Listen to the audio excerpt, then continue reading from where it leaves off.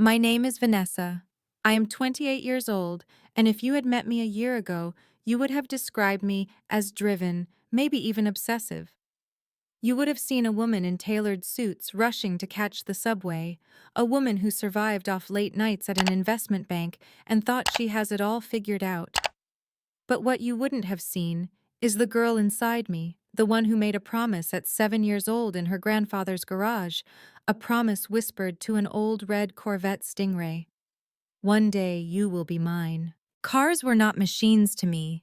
They were my childhood sanctuary, the sound of a rumbling engine drowning out the constant sighs of a mother who never understood me, the silent disapproval of a father who wished I had been softer, more like my sister Heather. My grandfather was the only one who believed in me. On Saturdays, while other kids watched cartoons, I crawled under the hood of old cars with him, grease staining my small fingers. Nessie, he used to say, cars have souls. Treat them with respect, and they'll never betray you. He died before he could see me buy my dream car. But when I finally held the keys to a rally red 1969 Corvette Stingray, it felt like his spirit sat beside me in the passenger seat, nodding with pride. That car wasn't just a car. It was my testament, my independence, my blood and sweat turned into steel and chrome. And that is why what my parents did cut deeper than anything I could have ever prepared for. I had worked 70-hour weeks for 5 years to save the $85,000 that Corvette cost me. I ate leftovers while colleagues dined at Michelin restaurants. I wore the same 3 blazers while my sister paraded in designer dresses bought by my parents.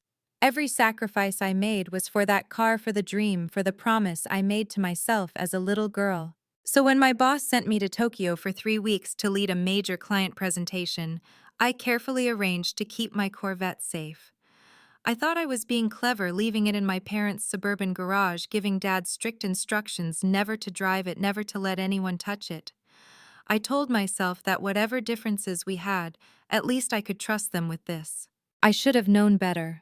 When I landed back at O'Hare, exhausted but triumphant, promotion nearly in my hands, the biggest deal of my career secured, I couldn't wait to see my car again. I imagined sliding into the leather seat, rolling the windows down, and letting the Lake Michigan wind remind me that I was alive, that all my sacrifices had been worth it. But when the taxi pulled into my parents' driveway, the garage door was open. My father's sedan was there. My mother's SUV too, but not my Corvette. The space where it should have been gaped at me like a wound. "Mom, where's my car?" I asked the moment she opened the door. Her smile twitched, then hardened. "Heather needed some help," she said almost defiantly. I didn't understand, not at first. Then she pulled out her phone and shoved the screen toward me.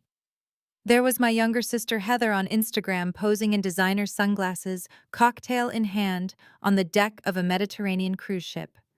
Her caption, "Living my best life thanks to my amazing family." The world tilted. "You sold my car." The words came out like a whisper, but they cut through the room like glass. My father tried to soothe me, his voice patronizing. "Try to understand Vanessa. She was going through a rough time. All her friends were going on this cruise. She would have been left out. It would have been devastating." I stared at them, trembling. "You sold my car. You make good money." Mom snapped, her tone cold. "You can always buy another one." Heather needed this opportunity to network, to build her career. Family matters more than things. But my Corvette was not a thing. It was my grandfather's legacy. It was the proof that I had clawed my way out of their favoritism and dismissal, that I had built something no one could take from me, except they had. How much, I forced myself to ask. 50,000, Dad said, as if that were reasonable. I gasped. 50? That car was worth 85. You didn't even bother to check. Mom waved me off. The buyer said it was fair. We needed to move quickly before you came home. That sentence shattered me. They had rushed the sale, knowing exactly how wrong it was, hoping that by the time I returned, it would be too late to undo it. My heart pounded so hard I thought I might collapse. My hands shook with rage. "Do you have any idea what you've done? That car wasn't just transportation. It was my connection to Grandpa. It was 5 years of sacrifice. It was mine." But they only looked at me with that familiar mixture of disdain and dismissal, as if I were a spoiled child instead of their daughter whose soul they had just gutted. And then, just as the betrayal felt like it might crush me completely, my phone buzzed. A text from James, my boyfriend, pulled up. Where's the stingray? And in that instant, everything shifted, because my parents had no idea they hadn't sold my car at all. I laughed. It wasn't a laugh born of joy, it was jagged strange even to my own ears. My mother scowled. What's so funny about your sister's happiness? I wiped my eyes, still trembling with anger and disbelief. You think you sold my Corvette, but you didn't. They stared at me blankly, my father's brow furrowed. What are you talking about? We saw you drive it into the garage yourself. Just then, James walked through the front door, confusion etched across his face.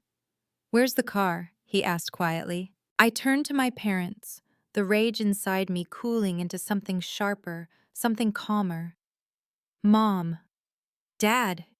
You didn't sell my Corvette, you sold James's replica. The blood drained from their faces. James stepped closer, his voice hard. That was my car. A replica built in 2004 to look like Vanessa's '69 Stingray. It's worth maybe $30,000, not $85,000. To the untrained eye, they look the same, but they are not the same. My mother sank into a chair, her hands shaking.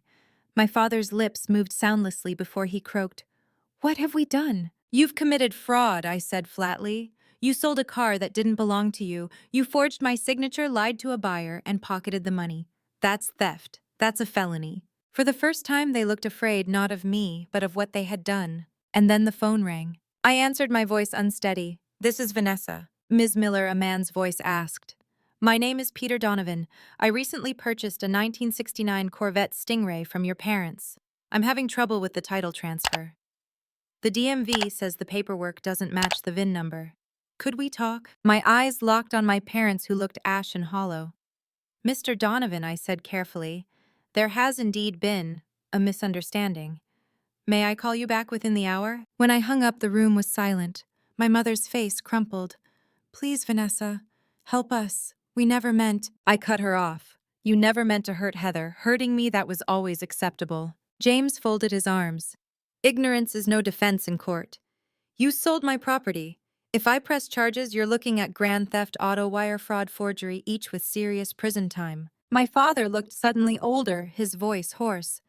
"We'll fix it. Whatever it takes. Just tell us what to do." James leaned forward, his tone unyielding. "First, we need the buyer's information. All of it. Name, contact details, payment receipts. Then you're going to repay every cent he spent, including compensation for his trouble. And you're going to do it quickly, before he goes to the authorities himself." They fumbled to gather paperwork, hands trembling as they produced a thin folder. Forged bills of sale, sloppy signatures, an incorrect VIN number scribbled into the documents. James shook his head, disgusted. "This is a disaster." I couldn't look at them. My chest ached with a pain deeper than rage. "You betrayed me, and you didn't even hesitate. You didn't just steal a car, you proved what I've always suspected, that to you my boundaries don't exist." My father whispered, "We thought you'd understand. Family helps family." Funny, I spat, because it only ever seems to mean I help you, never the other way around. The weight of years pressed down on me. The birthday parties. Heather got the opportunities denied me, the constant message that she was fragile and precious while I was expendable. And now they had tried to erase the one thing that was truly mine. James touched my shoulder, grounding me. "We'll figure this out together," he murmured. I nodded, but my voice cracked when I turned back to my parents.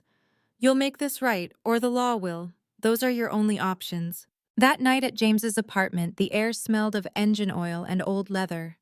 My Corvette sat safe in his garage, untouched. Relief and heartbreak warred in me. Relief that my grandfather's legacy was intact. Heartbreak that my parents had so easily betrayed me, that they had stolen from the man I loved, that Heather was drinking champagne on a cruise ship paid for by their crime. I paced the living room, fists clenched.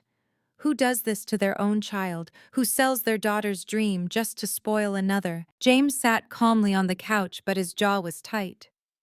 People who think they're entitled to whatever they want. People who think boundaries don't apply to them. The question is, what are you going to do about it? My throat burned. I don't know. Part of me wants them to rot in prison. Another part still sees them as my parents. "You don't have to decide tonight," James said gently. "But you can't let this slide. They need to feel the consequences. Otherwise, nothing will ever change. I sank down beside him, exhausted. He was right. This wasn't just about a car. It was about a lifetime of being dismissed, overlooked, and sacrificed. And now finally it was about justice. The next morning I woke to a storm of messages. My phone was buzzing non-stop, missed calls from my mother, frantic texts from my father, even voicemails from relatives I hadn't spoken to in months.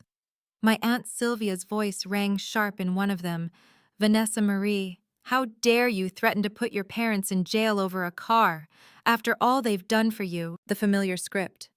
Family loyalty twisted into chains, guilt dressed up as duty. I threw the phone onto the couch and pressed my palms into my eyes.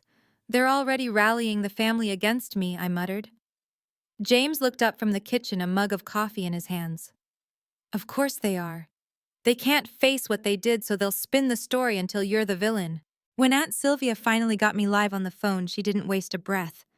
"Vanessa, you've always been so stubborn. Would it really kill you to let your sister have this one thing? Your parents were just helping her." I snapped, my voice sharper than I'd ever let it be before. "Helping her.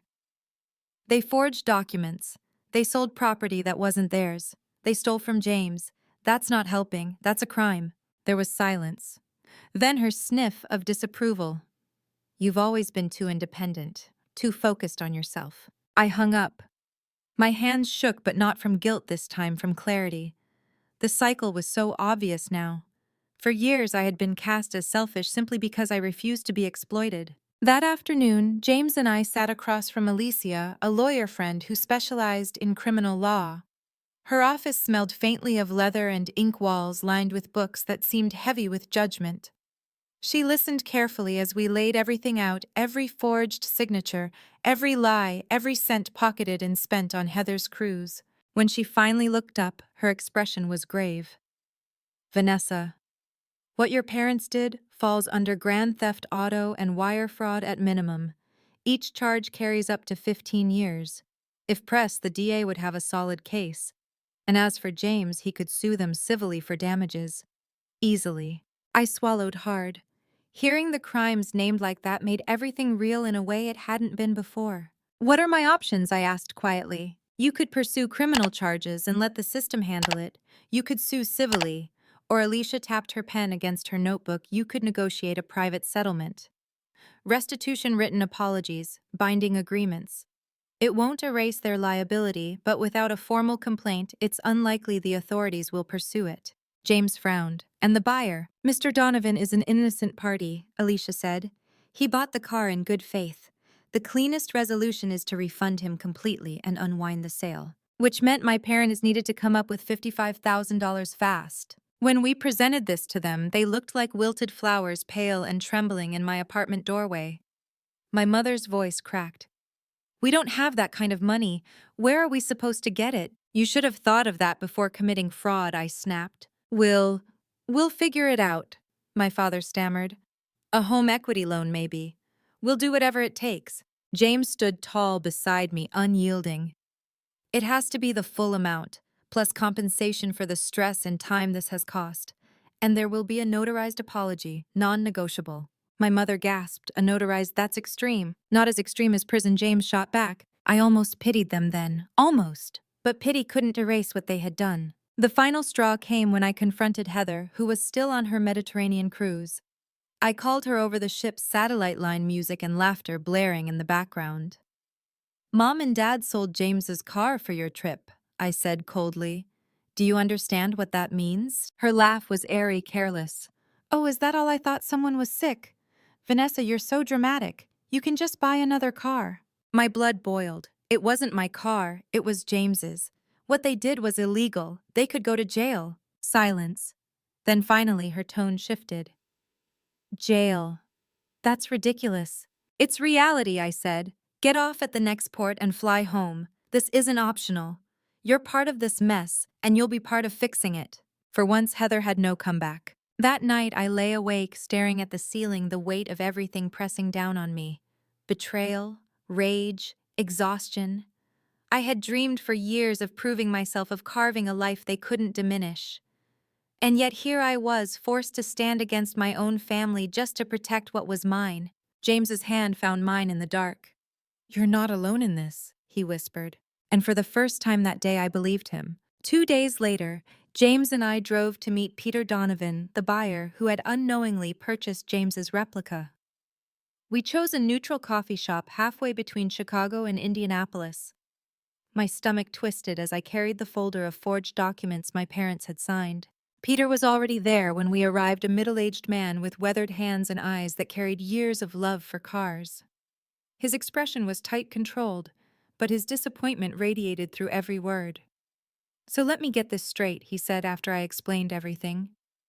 "I spent $50,000 on a stolen car with forged paperwork, thinking it was an authentic '69 Corvette." I forced myself to hold his gaze. "Technically, yes, but I promise we want to make it right." James leaned in, calm but firm. "We're prepared to offer a full refund of the $50,000 plus an additional $5,000 for your inconvenience and expenses. The car will be returned to me, its rightful owner." Peter studied us, his jaw working. Finally, he exhaled. "I'll agree, but only if the money is wired to my account before I release the car." We nodded. It was fair. Now all that was left was for my parents to deliver the funds. When we presented the plan to them, the panic in their eyes was almost pitiful. My mother clutched her chest. 55,000. Where are we supposed to get that? We don't have it. I crossed my arms. You created this mess. Figure it out.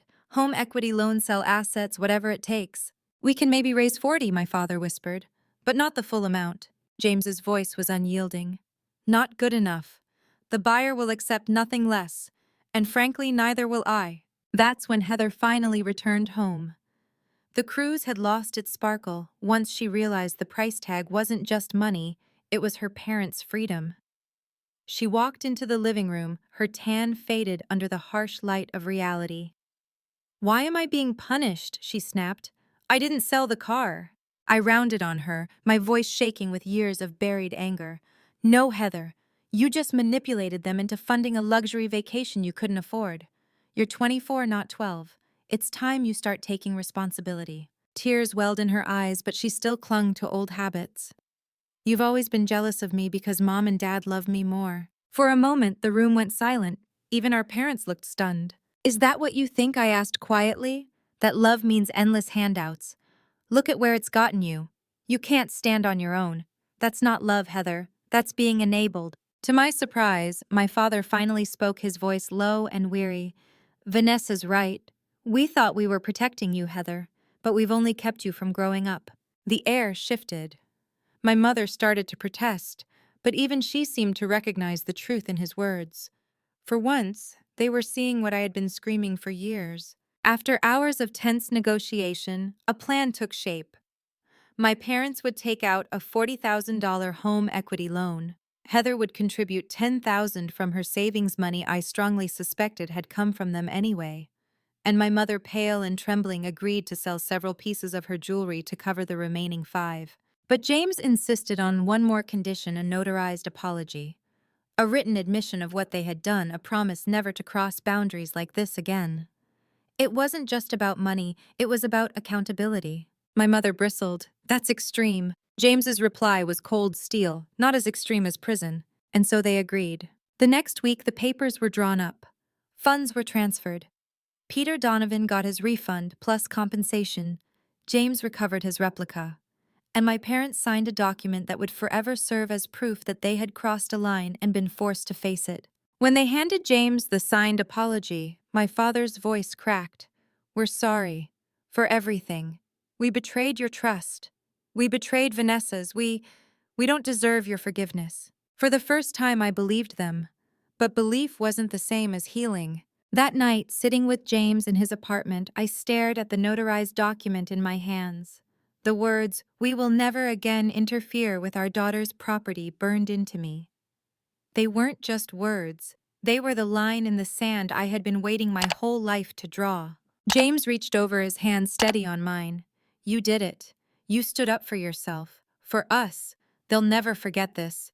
I nodded slowly. "Neither will I." Months passed, but the echoes of that betrayal never left me. Even after Peter Donovan had been refunded, even after James's replica was safely back in his garage, I still woke some nights with the phantom sound of my mother's voice. You can always buy another car. It wasn't about the car anymore. It was about what those words meant. That I was disposable. That everything I worked for could be stripped away because my sister wanted something shinier. Therapy became my lifeline. Claire. My therapist looked me in the eyes during one session and said, "Vanessa, you've spent your whole life bargaining for scraps of love. That Corvette was never just a car, it was your proof that you mattered. When they sold it, it wasn't just theft. It was confirmation of your deepest fear that you'll never be chosen." Her words shattered something inside me, but also freed me. Because when I thought back to my grandfather's hands guiding mine over the hood of an engine, I realized he had already chosen me. He saw me when no one else did. And maybe, just maybe, that was enough. Meanwhile, my relationship with Heather collapsed. She resented having to pay back the money and blamed me for ruining her cruise. We tried to talk once at my parents' house, but it ended in her screaming, "You've always been jealous of me," and me whispering, "No. I've always just wanted to matter." She stormed out, and we haven't spoken since. My parents treaded carefully around me after the settlement. The notarized apology sat framed on my bookshelf, a quiet reminder that even the most immovable people could be forced to confront their actions. But their visits were stiff, their smiles brittle. It was as if they wanted to erase the incident from memory, while I could never forget. James and I, though we grew stronger, watching him defend me with unwavering resolve showed me a kind of love I had never known, one that didn't demand I shrink or sacrifice. One evening, as we drove along Lakeshore Drive in my real Corvette, the gleaming red Stingray that had once been my grandfather's dream, I realized I wasn't just holding on to a car. I was holding on to my worth. Still, revenge brewed quietly inside me. Not the kind that seeks destruction, but the kind that demands balance. My family had stolen from me under the belief I'd always forgive. They needed to learn that I wasn't their safety net anymore. So when Heather called months later desperate because her credit cards were maxed out and her landlord was threatening eviction, I didn't answer. When my mother sent a text begging me to please help your sister just this once, I replied with two words: "I can't." For once, I chose myself. A year later, I was invited to speak at a Women in Finance conference. Standing on that stage in front of hundreds of young professionals, I shared my story. Not the sanitized version my parents spun, but the truth. I told them about working 70-hour weeks to buy my dream car, about the betrayal, about reclaiming my power. When I finished, the applause was thunderous, but it was the tears in strangers' eyes that struck me most. My story wasn't just mine. It belonged to anyone who had ever been told their dreams didn't matter. That night, James and I sat on the hood of my Corvette, the Chicago skyline, glowing in the distance. "Do you regret it?" he asked softly. "Standing up to them the way you did?" I shook my head. "No, for the first time I feel like I'm not living for their approval. I'm living for me and Grandpa." He smiled, slipping his arm around me. "Then that's victory." And it was. Not the kind I once imagined with gavel slams and jail sentences, but the quieter kind, choosing my own worth, setting boundaries that no one could cross again, and building a life where betrayal no longer defined me. So here I am telling you my story. Not because it's easy, but because maybe you need to hear it. Maybe you've been dismissed, overlooked, sacrificed for someone else's comfort. Maybe you've been told your dreams are just things. But they aren't. They're pieces of you, and you deserve to protect them. If this story resonated with you, please like, share, and subscribe. And leave me a comment. Tell me about a time someone tried to take away something that mattered to you and how you fought to reclaim it. We heal by sharing. We heal by being heard.